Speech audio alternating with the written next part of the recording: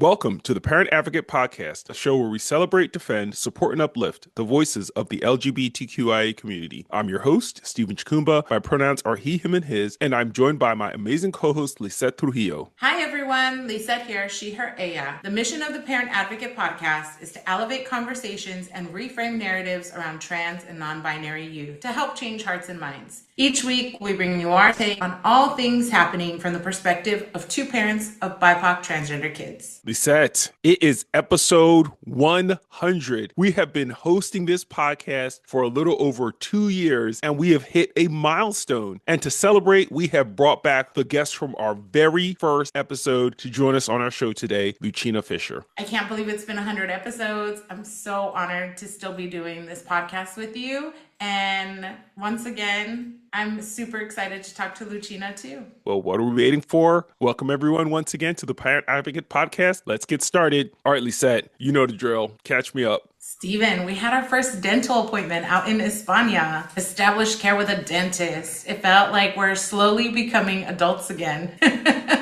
We got a bank account now. We have like the Spanish things to be able to adult and exist as a documented human in another country, which is sort of exciting. I don't know if I shared this yet, probably not, but Daniel got accepted into a university here in Spain and will be entering a music and production program, which we're super excited about. And wow, like watching the news back home is hard. It's been really hard. So just checking in on loved ones, making sure people are okay, and helping where we can. What have you been up to? What have I been up to? What have I been up to? Well, I recently attended a fathers group meeting in Asbury Park. I hadn't been to one in a hot minute, and I just loved it. I love these freaking dudes. I love the growth and maturity that is happening right before my very eyes. The conversations we're having about hormones and injections and puberty blockers and surgeons and where to get care and how to ensure that you have support when a particular institution stops providing care. We were talking about dating, and the one dad was talking about how his trans son is dating a non-binary person and how mature these kids are and how much we need to educate ourselves so that we cis men who have no experience dating outside of cis het norms can really be there to support our children who are going to be going through experientially different things than we have, but still will be able to turn to us for support and guidance and affirmation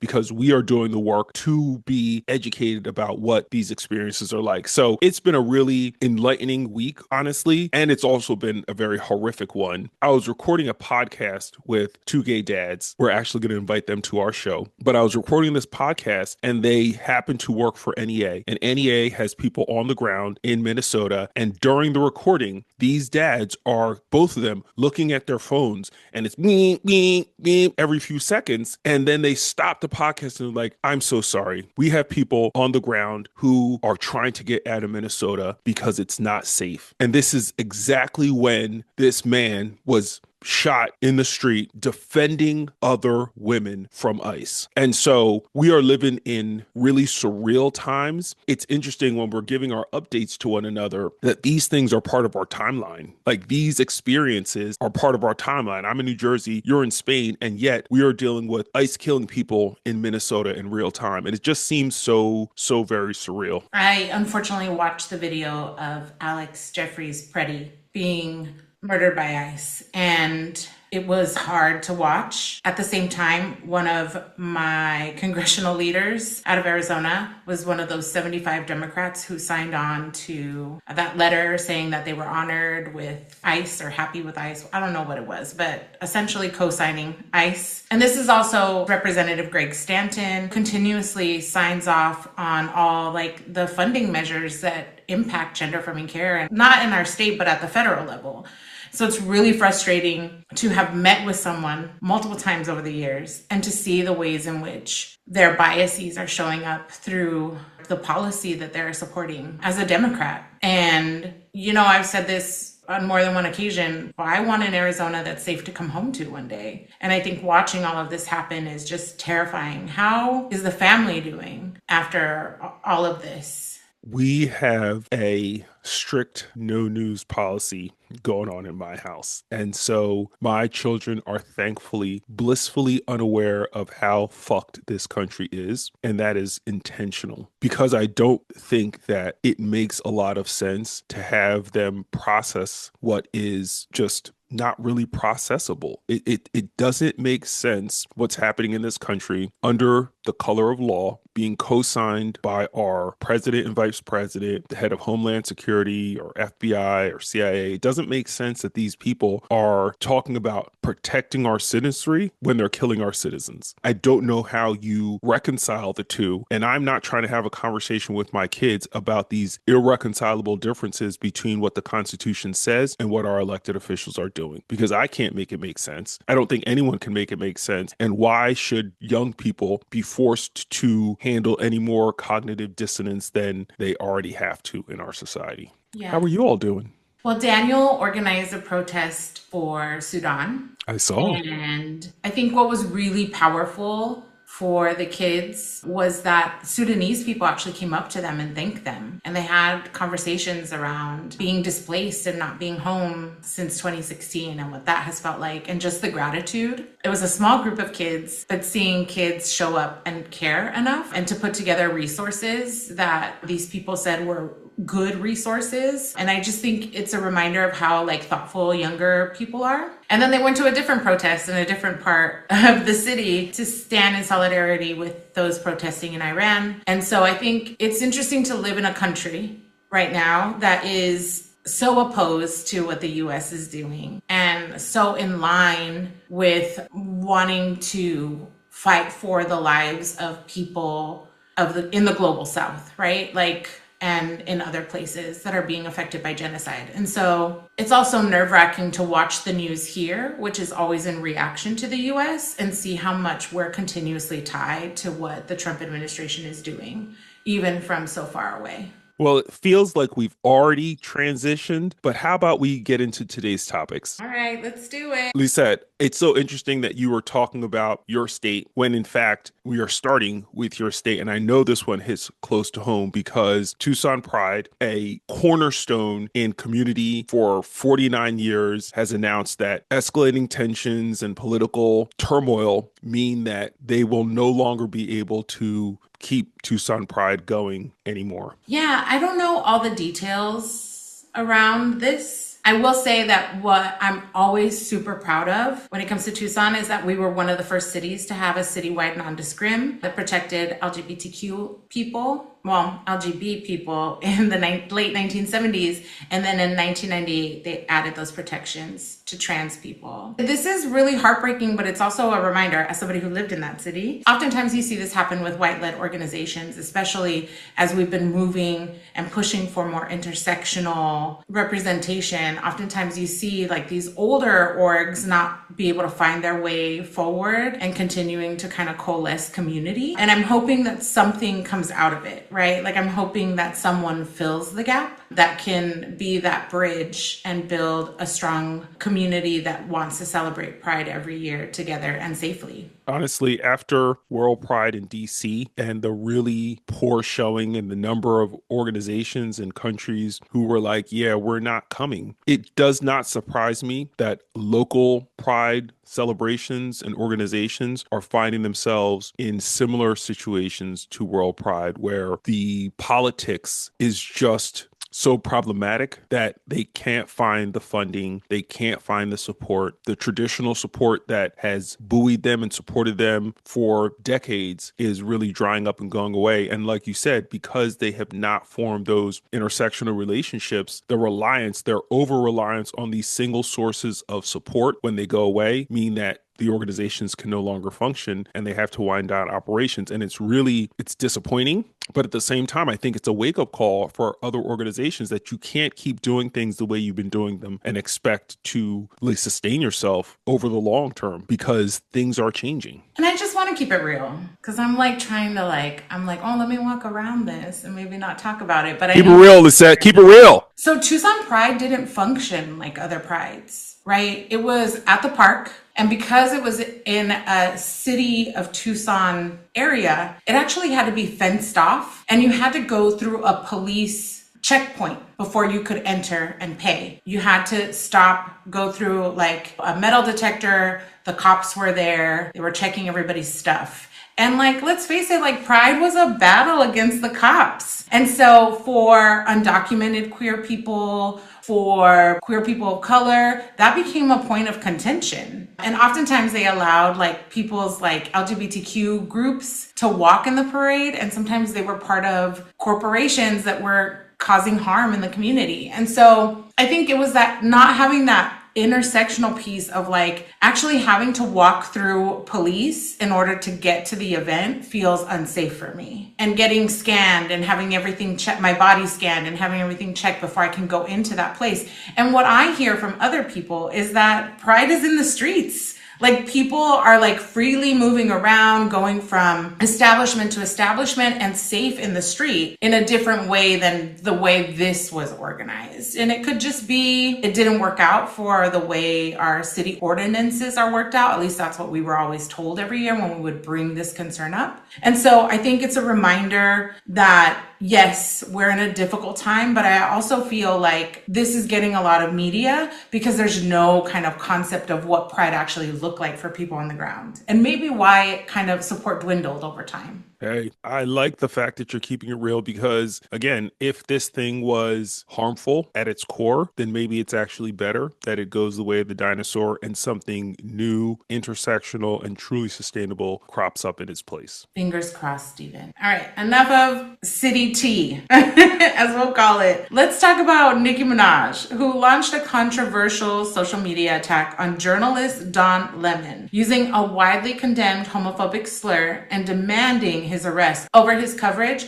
of a church protest, prompting backlash and a sharp rebuttal from Lemon. Lisa, I don't know what Nicki Minaj is smoking, but she has lost her goddamn mind. She has really gone over the MAGA deep end and she's drinking all of the Kool-Aid. And it's like unsugared Kool-Aid. It's like sad Kool-Aid. You know, it's not flavored. It's clearly not flavored, and it's clearly, I think, related to her attempt to curry favor with the right for some personal gain. Like, we don't know specifically what it is. Maybe she's trying to get her papers. Maybe she's trying to get her man's a pardon. Maybe she's trying to get her brother out of prison. Like, I don't know specifically what it is, but clearly there is something that she's trying to get to rationalize why she is engaging in this behavior. And I'm like, your set was like LGBTQ plus, like they were riding with you so hard. So for you to make this hard ass pivot to the right and to disparage the people who for your entire career were riding with you, it makes no sense. And then to be coming after Don Lemon, another black person, it's like, I'm not checking for Stephen A. Smith even a little bit for the way he comes after Jasmine Crockett or Joy Reid or any other black people, the way he just speaks out of the side of his neck and spews out pure, unadulterated, uninformed fucking nonsense. And I am similarly not checking for Nicki Minaj just acting in the most homophobic, myopic, narrow-minded, small way as she is, especially when we're talking about people who are just doing their jobs. Don Lemon was in a church reporting on a protest that happened to be in the church, period. And so for you to go after him for doing what he is doing, what he does for a living, it doesn't make any sense unless she has an agenda. Stephen, Minneapolis is showing us what we all need to be doing and how to do it well and effectively. I saw the two organizers were released after they were arrested. I mean, these are heroes. And I'm glad that it was documented somewhere. It's really, really important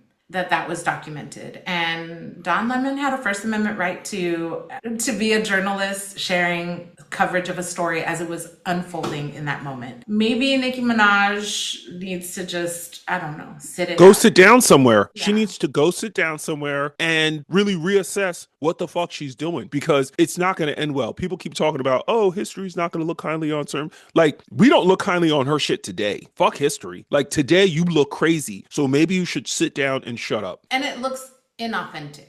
Word. All right. In a sign of just how low this Trump administration is willing to go to stoke culture wars, the U.S. Department of Education is opening a Title IX investigation into, get this, a middle school for allowing a transgender student to participate in a co-ed cheerleading squad. And just in case people don't know what it means to be on a co-ed cheerleading squad, it means that the team is made up of little boys and little girls. So if a trans student is participating on a team that's made up of little boys and little girls, where is the fucking problem? Why are you investigating this middle school for allowing a child who identifies as a gender different from their sex assigned at birth to participate on a team that allows both genders, both acknowledged genders, to be on a team? Stephen, this is really frustrating. And literally, I was just talking about this right now because we have a sports ballot ban referral that's going to expand sports inclusion into like club sports, as well as a bathroom ban and a locker room ban for trans students. And it's all going to go to the November election ballot. Like, there's not enough votes to stop it. And so obviously Maya, who has been in a previous podcast with us, she often goes into these private meetings to talk to them about why, like, she shouldn't be banned from the bathroom, like she shouldn't be banned from sports. And what really broke my heart is that earlier in the fall, Maya was telling me that she had to step off the co-ed cheerleading team. Although she was legally allowed to be on it because it was co-ed, the coach made her feel so horrible that she had to leave. And so it doesn't matter, like, these bills have already done the work that they wanted, in that trans youth are already being discriminated by teachers and adults who should be protecting, supporting, and empowering them. I do not understand the zeal with which these adults are going after children. The urgency, the artificial urgency to create all these measures to prevent children from using the bathroom, playing sports, getting their medical care. Like, I don't understand what it is that motivates these people to act in this way. It's one of those things where I'm just at an absolute loss. I really am, because I can't think of anything, honestly, just short of actual pedophilia and sexual assault. Like, outside of racism, outside of misogyny and sexism, outside of xenophobia, I can't think of anything that would motivate me to engage in behavior that would prevent people from otherwise doing what they are legally, lawfully entitled to do. And so to manufacture a thing to prevent children from living life, that to me is a thing too far. And I just don't understand how people get up in the morning and say, hey, yeah, I'm going to stop that kid from playing on that co-ed cheerleading squad. That's what I want to do today. Because they've been told that it's adult men playing. They don't know how to critically think about that falsehood. They just like take it as fact and then repeat it over and over and over again. Lisette, I'm sure we could talk about this for a hot minute, but I don't want to keep our guests waiting. I'm so excited. Let's bring her on. Lucina Fisher is an Emmy Award-winning filmmaker known for her work focusing on race, gender, and identity, particularly within the LGBTQ plus community. She has directed notable films such as Mama Gloria, Birthright, and The Dads, and teaches documentary filmmaking at Yale and Fairfield University. She's also the mother of 3 kids, a daughter and 2 sons that she's raising together with her husband and fellow dad alum, David, in Connecticut. Everyone, please welcome Lucina Fisher back to our show. Thank you. Welcome, Lucina. We're so excited you're joining us again. Well, congratulations on your 100th episode. Like, what? Y'all have been busy. We've been talking nonstop. 100 episodes of chatter.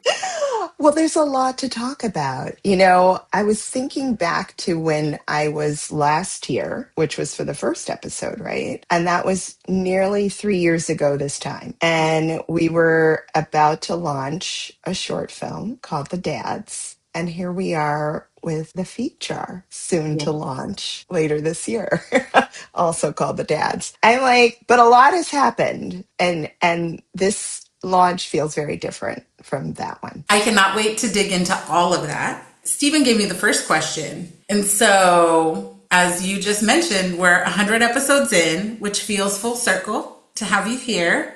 Share what you're working on right now and what inspired you to return to The Dads and do a feature-length follow-up. And I'm sure it wasn't just because you wanted to hang out with Stephen all the time. You know, it's funny because I really felt like I had said what I needed to say with the short film. I thought it was pretty perfect having this micro short that people could find, discover, sit with for 10, 11 minutes, and then possibly feel something deeply and maybe even lead to a conversation. It already exceeded my expectations of what could happen or my dreams of what could happen when Netflix picked up the film and Dwayne Wade came on board as our executive producer. And then we won the Emmy the following year. I mean, I thought that was it, right? And of course, while I'm accepting the Emmy Award, the dads, Stephen included, and my husband, David, were gathered in Maine for their second retreat. And Stephen took it upon himself to make sure that that was captured on video because he knew with the Dads Foundation that they had started, it would be useful material for them. But then he shared it with me, and I just couldn't resist, seeing how the number of dads had doubled. There were new dads from other parts of the country, some returning fathers, of course, and they were really trying to build this movement. And that felt special. And it felt like that was the continuation of what, Stephen said at the end of the short, that this is going to be a full-throated movement. And then I said, yeah, let's keep filming. Let's maybe go home with some of the dads. Let's meet their kids. This was what people had hungered for, was just to know more about who these dads were and meet their families. And then the election happened, and we know that changed everything. It changed our film. And suddenly the film became a story about having to choose between family and country. And, it's what Frank said at that second retreat, which is we love our country and we love our families. And his great fear was that he was going to have to flee. As we know, so many families, including yours, left the country. And what we captured while we were filming ended up being the collapse of gender affirming care for young people. As shocking as that is, that is not where we were 3 years ago. So yeah, I mean, it is a different film. It's a really important film. It's a challenging time for us to be releasing the film, to be concerned, of course, about everyone's safety first. But it's so critical. And so I'm grateful that Stephen encouraged me to keep going, nudged me and maybe a little bit. Just And a he little. came on as a producer and raised some money. Yo, Yes. let's So talk let about that. Yeah, let's talk about that. There's so much to get into because as you said, you had already done the damn thing. Like you literally had done the damn thing. You started off basically being commissioned to do a public service announcement. You got to Broken Bow and you realized you had the makings of a really short film, a microfilm as it were, that gave you a glimpse into the lives of these six men. So what happened to me as we took this film across the country where so many people came up and were like, where's the rest of it? Where's the rest of it? I want to know more. I want to see more. Lisa, I was harassing Lucina.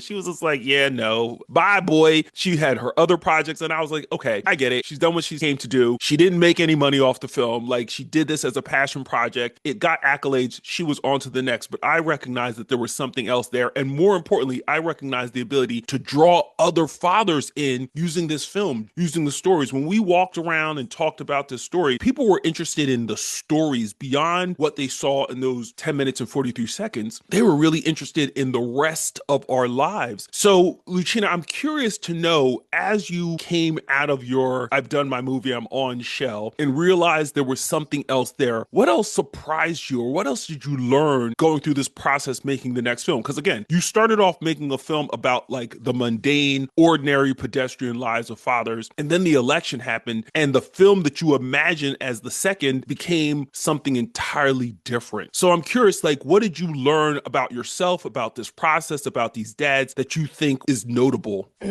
Well, that's a great question. Sometimes the learnings you're still in the process. But I think, for me, it just deepens my commitment to social justice, to the work of artists, to tell the stories. so that people wake up, so that people know, so that it's captured and no one can say that didn't happen. For me, it just affirmed the work that I've done as a journalist, as an advocate, and at this stage in my life, what really matters. It's like, how do I want to use my time? Interestingly, you don't have to go far to know that the television, film, media landscape is in flux, right? There's a lot going on between, the attacks on journalism to the consolidation of media and what's happening with these billionaires who are buying up everything. And that's making it harder to be an independent filmmaker and get funding for films, let alone distribution, right? And yet, what I saw with this project that gave me so much hope is the willingness of people, individuals, to say, I'm going to put my money on this because I want this story to be told. And that gave me so much hope at a time where, really things are pretty dismal in the industry. And my other project is on hold because we're having trouble raising money. This project, we went to individual homes, we sat with parents. This is what people wanted to do. This is what they felt was important, and they supported it. And then, Elevate Studios came on board, and Perspective Fund. So it really started, I think, with a community saying, yes, tell our story, tell these stories. It's important, and we believe in you. I'm going to share this with you, Stephen. Lucina and I share a psychic that Lucina said my way. Our listeners don't have to get into it, but Lucina was like, she's the best, which I agree. How much have you chatted with her now? So I haven't touched base with her since before we left. I need to have like a new kind of thingy. But Same. After Trump won, I met with her and I was like very resolute. Like I was like, okay, we got to emotionally prepare for what's to come. And she's like, I feel you really rooted. I feel you really rooted, but there's going to be like some decisions. It's going to get hard, but I feel like you're rooted and I feel like you're going to build a container of people. And this was before I had been asked to build a container for affirming adults with gender lib, right? Then all that stuff happened. But then when we were like, do we leave? I was like, I gotta call Melanie because she's going to know. The spirit guides are going to tell her what. And it rocked her so deeply that she's like, I don't have clarity. My personal feelings, like I'm feeling so much grief at you leaving that I actually cannot like process what's happening. And I was like, okay, all right. And she's just like, I need you to just like take care of yourself, make the best decisions. And like, we were both like, this was not on our loteria card. Like she didn't see it coming. I didn't see it coming. And she's like, you just need to stay in your core, like what you feel is best for your family. And so I need to reach out because she needs to know we're okay. And I need some guidance. I think about her experience, right? Like this experience of like this being rapid and you, Lucina, watching us leave like through kind of filming and like, I'm sure watching the film capture you had already gotten. What was that like as a director, as producers who also knew us personally to all of a sudden see this pivot, this fear kind of take over and see some of us leave? What did that do to you all personally? Not just like we miss you, we love you, but like how did you grapple with that, and how have your families been talking about this political moment as they watch some of us leave? It rocked my world. It rocked my world because you had to be very quiet about telling people beforehand. So I didn't find out until I think I saw your social media. And then I maybe reached out to Stephen and I was like, wait, what? Or I might have reached out to you directly. Or I think maybe you group chatted the moms. And I was shocked. I was really, you're the last family I would have thought. And I know so many people probably tell you that, and you yourself probably never would have imagined.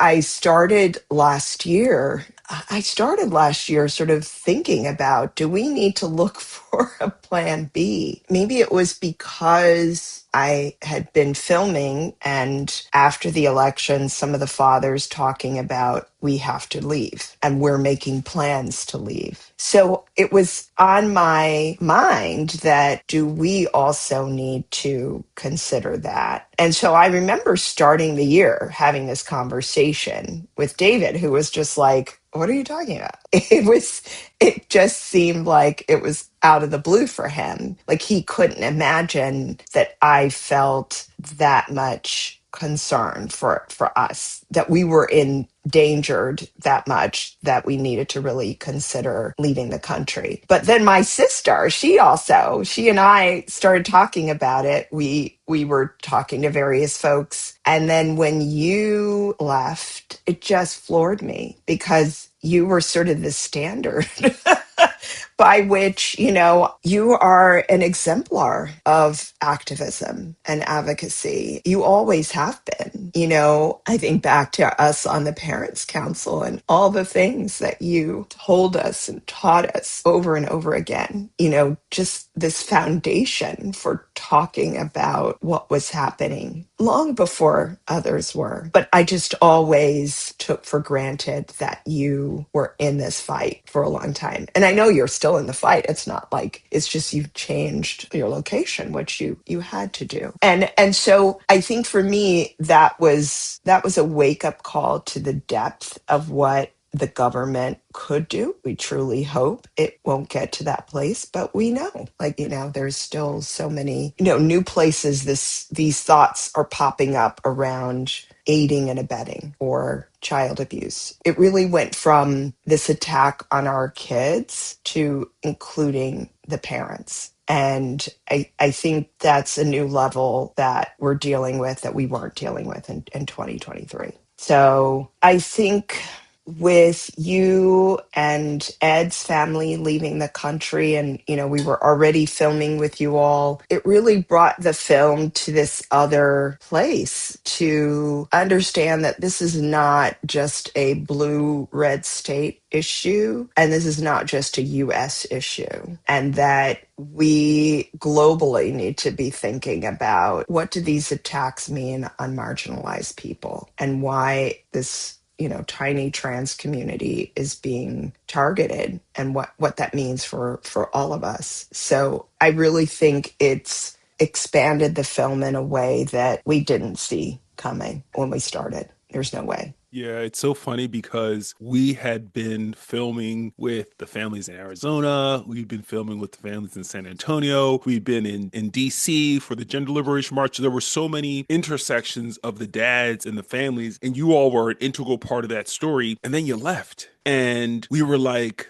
how do we continue to tell this story that has these people in it that are no longer here? And it really required this pivot. And not for nothing, the intersection of Daniel's trans identity and Jose's immigration status and the simultaneous attack on trans identity and immigrants in the United States was like the perfect storm. And your family's experience was like the perfect vehicle to tell that story. I'm thinking about this morning or last night, the small 5-year-old boy with the blue hat standing at the back of an ICE van with the officer's Backpack. hand on his shoulder and his backpack. And he's so small and he's so innocent. And that is the picture of ICE enforcement in the United States, where children are literally being used as pawns for enforcement. And so when I think about the story that you told about how your family had to flee with just 4 suitcases in the middle of the night under the cover of darkness and not tell anybody, because the reality was ICE is down the block picking people up. And you had no idea whether or not your husband is going to be next and your family family is going to be separated. And like the reality of that is what I hope people start to understand about the moment that we're in. Lucina, I'm really just curious to know beyond your personal feelings, like you know these families, obviously. What do you think this film does to audiences who watch it as we try to capture in real time what's happening in this country? Well, what I hope it does is that, first of all, that they recognize these families as being part of our human family. First and foremost, these could be your neighbors, your coworkers, your kids, classmates. Like, we are just regular Americans, American families trying to raise our kids the best that we can. As Frank says, we didn't ask to be parents of trans kids, but we got this wonderful gift and it's brought us on this journey. And it's also brought us together through all of our different experiences and backgrounds and geographies. And so in addition to sort of seeing the humanity of these families and empathizing with what they're going through, understanding these connections, like you said, that this intersection of immigrant and father of trans child, what that means and does, and that we all are connected in different ways. And these dads who've found connection through their children is just an example of how, if you share your story and you share that, like, I'm just trying to do my best as a parent, I sometimes get it wrong, and my kid has taught me a lot and I love them and I want to see them thrive and be happy and be passionate about something and contribute to this country. It's really the same thing other families want for their children. So it's really just sort of seeing these connections and understanding that if one part of our human family is being attacked, we're all under attack. We're all suffering in different ways. And I do feel something is shifting with what we're seeing in Minnesota and the way that community is coming together. There's a lot of conversation about mutual aid. That's always been the case in the LGBTQ community because they've always sort of been, on the outside and have not waited for government to come rescue or, even give them the rights. They've had to find ways, under the AIDS epidemic, which, my brother was a casualty of. But before that, he understood, like, you have to be in community. You have to find other Black gay men who are also dealing with this. And then what can I do as an individual to meet this moment? What piece of this can I play a role in? And so I do think people are going to start to see when we're attacking these marginalized communities, it's hurting all of us. And really, there's a small fraction, a small group that's just clinging to power and wielding that power in really horrific ways. Most people don't like it. And I think if they can connect that these marginalized communities, it affects us all when that small group in power goes after. We can't have a zero-sum approach to getting through this. It has to be all of us, all of us. But I think you talk about really important things, right? Like what you're talking about, community, mutual aid. I think what was really terrifying for Jose and I remember once he told Amara, because Amara was like, well, like, does this feel like your country now that you're a US citizen? Because he got naturalized in 2018. And he's like, I worry that at any moment they'll try to take it away from me, right? Which was this idea. And I think that this is what people don't understand, that once they were threatening to criminalize parents, and if you are a naturalized citizen who becomes a criminal just by loving and supporting your child, that therefore you could lose your naturalized status, became like this real threat, right? But we were seeing parents in states being, when they would do medical bans, like, Class C felonies, right? And like having to fight these things. But when people would ask me, Lizette, tell me how your kid doesn't have rights. I don't understand. And you are drawing these lines between like the AIDS crisis, AIDS epidemic, right? And talking about the ways in which our own rights that our communities fought for and our own citizenship, right? Like even birthright citizenship is on the chopping block. They're very vulnerable threads that keep us connected to democracy. I'm wondering because I've heard you've had some screenings. I'm wondering, are people who are outside of community able to pull those threads together and kind of see how they too are part of our stories, right? Because what you're saying is really, really true.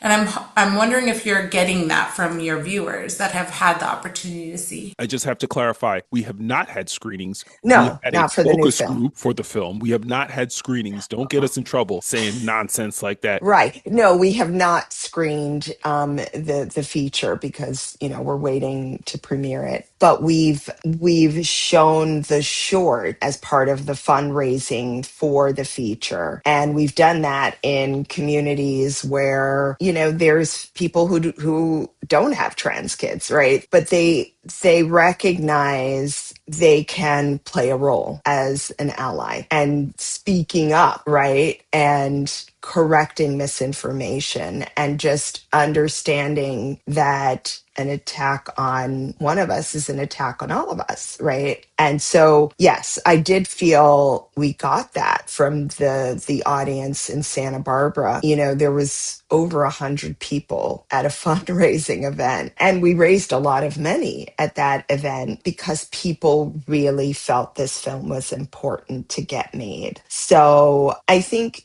some of how we talk about the film as we, release it as the dads, and, really the magic weapon, the secret weapon for the short and for this film, we know our fathers, right? And it's just because it's so striking to hear to hear men be vulnerable and share, their confusion, their fears, their journey, which wasn't always, a straight line to loving their kid. And then to just be out there on the front lines, like saying, I love my kid, and I'm going to support my kid. Like, we know that gets a lot of attention. People listen in a way, sadly, that they just don't to us moms, so many of us who, have been on the front lines for a long time. But we need the dads to step up because, frankly, you try not to get too bogged down in language because people, can sometimes drift,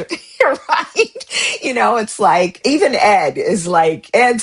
he's a deep thinker, right? But, we know, like, this is a society where, white men still control most of the power. And so for men to speak up and challenge systems and notions of masculinity and what it means to be a father and to show up and to be in brotherhood, and community with other men, because a lot of men, once they get married and have kids, they don't even have deep conversations anymore with male friends. They don't even have male friends, some of them, so it's like these things are all part of deconstructing some of these like harmful narratives and step by step making changes. It's like we got to start somewhere, and we need the men to be talking. Speaking of men, one of the men that's affiliated with this film is our executive producer, Dwayne Wade, and his partner, John Marcus of 59th and Prairie, who were instrumental in helping us raise some of the money that we raised. Specifically, you talked about how so many people came out of pocket to give us money, and we did a lot of hand-to-hand stuff, but we also got some institutional funding from the Elevate Prize Foundation and the Perspective Fund. Can you talk about the relationship with Dwayne Wade, John Marcus, and Elevate, and how that had really transformed our ability to get this film done? Oh my God, it was everything. And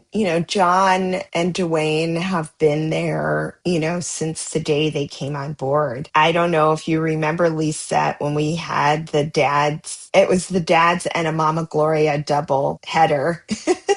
Double feature screening in Tucson. And I was talking with John Marcus for the first time while I was there. And he was expressing, how excited he and Dwayne were to come aboard the project. And, Dwayne, from the beginning of watching the film, just felt like it was the things that he was saying to his friends. It was like the things that were on his heart were being expressed in the short film. And so when I told them that I was continuing to shoot, first of all, they were with me at the daytime Emmys and sent, I think, a video message to all of you dads who were there for the retreat. When I said we're going to continue filming, John was like, just tell me what you need from us. We're here for you. And he really has been just an amazing EP, really taking this project to various potential partners, trying to raise some money for us. And Dwayne had a relationship with Elevate Prize Foundation, which does such great work. And this is right up their alley because they believe in using the power of story to drive impact, social impact, and good in the world. And so when John put us together with Elevate, things just went really quickly after that. It was like they came on board and gave us really about a third of the budget, which we really needed to get the film finished. Yeah, they're just waiting for that premiere, and I know they'll they'll be excited to be there beside all of us. I mean, for Dwayne, this is personal. What I love about him and John is that they really only support projects that they feel connected to, that they feel they can offer something to. And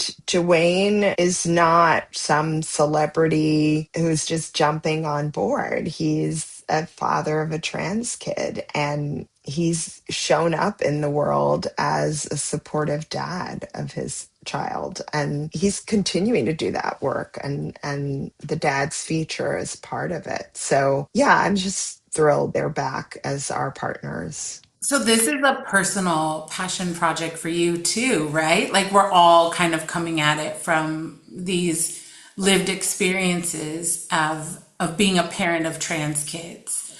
What do you hope parents watching get from the film, and what kind of advice do you want to leave them as we move into this new year under this new administration, whether it be hopeful or practical? Like what are you hoping that parents gain from this moment?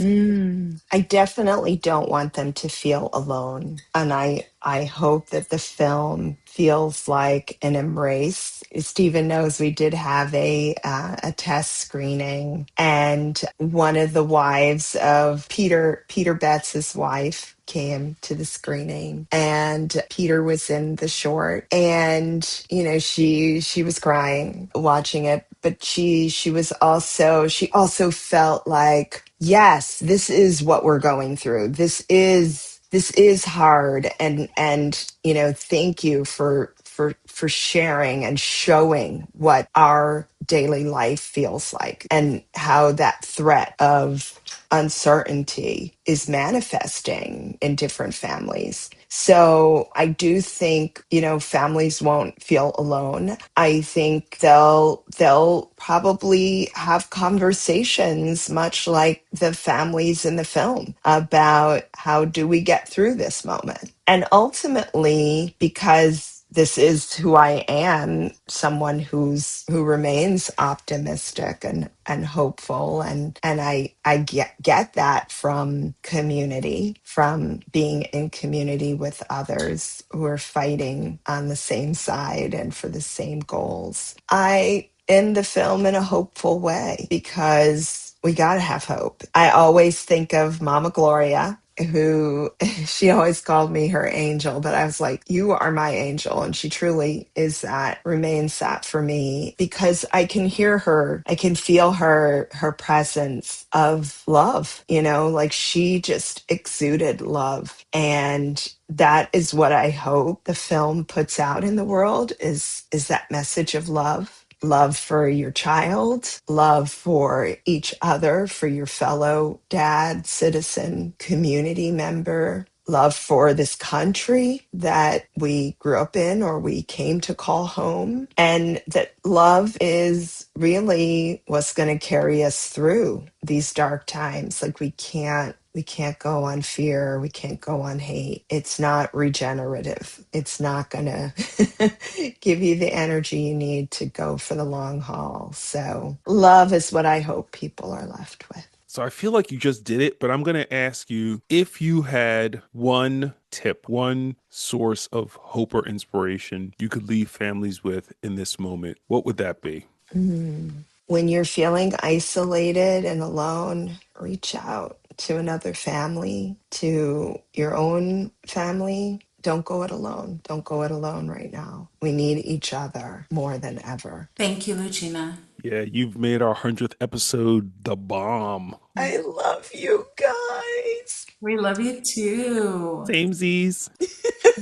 I can't wait to squeeze you in person. Same. Now it's time for our recurring segment, Allies and Assholes, where we highlight individuals or groups who are upholding the LGBTQIA community on the one hand and call out straight up assholes who are trying to drag us all back on the other. Lisette, who are we talking about today? Well, Stephen, our ally of the week is Mackenzie Scott. Mackenzie Scott donated $45 million to the Trevor Project, a nonprofit focused on suicide prevention and advocacy for LGBTQ youth. This is the biggest single gift the Trevor Project has received in its 27-year history. The transformational gift will support the Trevor Project's crisis services, advocacy, and long-term sustainability as demand for support grows and federal funding has been cut. As the largest single gift in the organization's history, Mackenzie's investment sends a clear message that protecting the lives and dignity of queer and trans young people is a priority, especially at a time of crisis for trans people in this country. I love me some Mackenzie Scott. I love me some Mackenzie Scott. I love it when people who have the means do something meaningful with it, because there are so many people of means out here who are simply aggrandizing wealth for aggrandizing wealth's sake and could give two shits about anyone else, much less the most vulnerable people in the society. And so for her to break off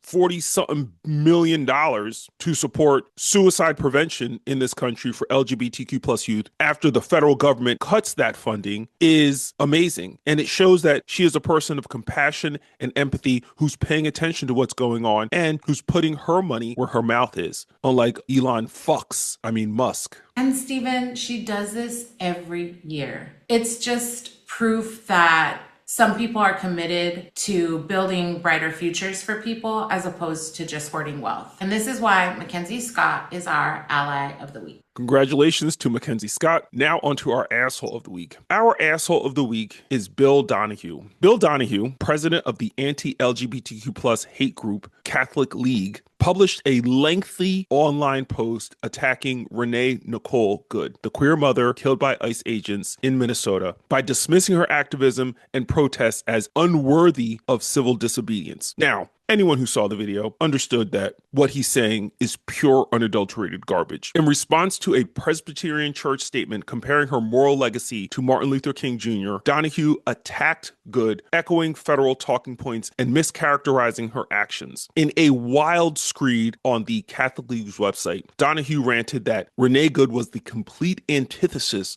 of what King stood for, who, and I quote, taunted, harassed, and stalked, unquote, ICE agents, and again, quote, trained others to do the same, unquote. What the fuck is he talking about? What is he talking about? Well, maybe we shouldn't take moral guidance from an institution that has been known to harm children and women for hundreds of years. Been on record, lost millions of money in lawsuits to victims who were harmed by priests. Maybe they aren't the moral compass we need to follow, because what Renee Good did was only document what was happening, try to be helpful, and she tried to get out of the way of what she felt was going to be harm to her. And to see what happened to her and to see her murder go unchallenged has been not surprising, but I'm glad that it's opened the eyes of many people who just didn't understand what we have been talking about when we talk about institutional violence in this way committed at citizens in our country. I'm still grappling with how you conform your lips to say she taunted, harassed, and stalked ICE agents